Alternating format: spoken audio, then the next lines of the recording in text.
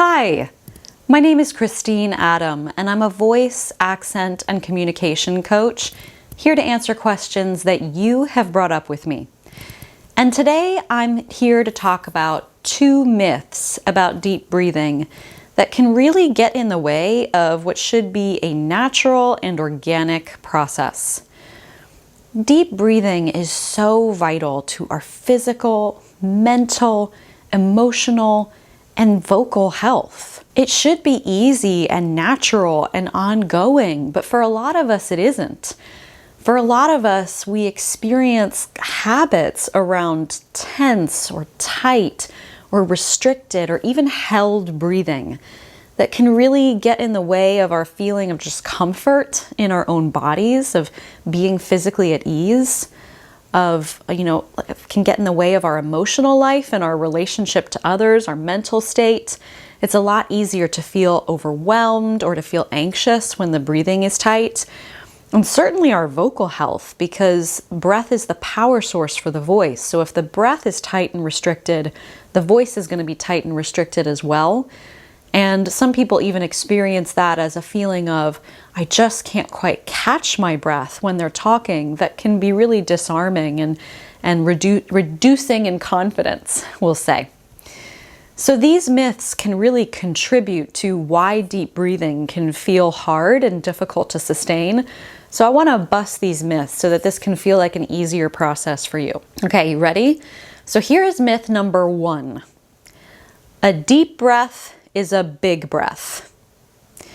So a lot of times when people are modeling for you that they would like you to take a deep breath, what they'll do is they'll really make this big movement of, you see how I'm kind of heaving up my chest and my shoulders and my rib cage?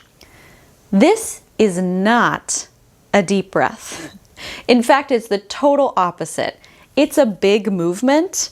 And that big movement only accomplishes a pretty shallow breath. So let's get rid of this association that a deep breath has to be a bigger than normal breath, because that would make it very hard to breathe deeply all the time, which is really what we're meant to do. We're meant to breathe deeply all the time. Okay, so that's myth 1. Myth 2. To breathe deeply, I have to slow down or control my breathing in some way. Now, this is true in the sense that it's possible to breathe deeply when you slow down and control your breathing. That is a way of breathing deeply. And there are a lot of practices that utilize that, like yoga. There are certain mindfulness and meditation practices that use that.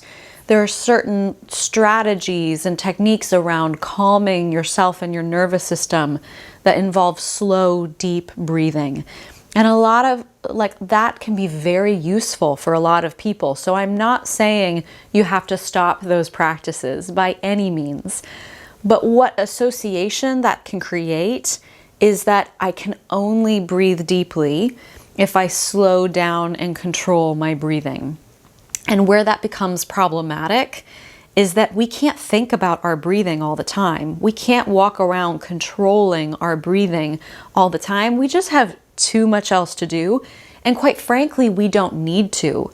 Our body is actually much better at regulating how much oxygen we need than our conscious minds. So what it can create this disconnect of, then I can only breathe deeply when I think about it. And I might be going back to my shallower breathing habits the rest of the time. So a deep breath does not have to be a controlled, slowed down breath. There are ways to breathe deeply, organically, and naturally without having to take a bigger breath than normal or start to slow down or control my breathing. Do you want to learn how? Well, here's the good news for you then. I just released a digital course pack called Demystifying Deep Breathing in 30 minutes. This is a 30-minute, like it says on the tin, mini course in which I go more into detail about busting these 2 big myths, and then where I talk about the anatomy of breathing, both in a conceptual way, but also in a practical way, so that you get an embodied sense of what deep breathing feels like. So we We talk about it in terms of concepts, but we also do practical exercises to feel what deep breathing feels like within your body. And by the end of the course, you're armed with a plan for how you can create conditions in which your body can breathe deeply on its own without you having to think about it all the time. So that deep breathing can just go back to being this thing that the body does naturally and organically, which is always what it was designed to be. So if you're interested, if you feel like you have these habitual holding of the breath patterns, or like the breath is tight or restricted and it's causing anxiety or physical discomfort or affecting your vocal stamina or your relationship to others, look into this course pack.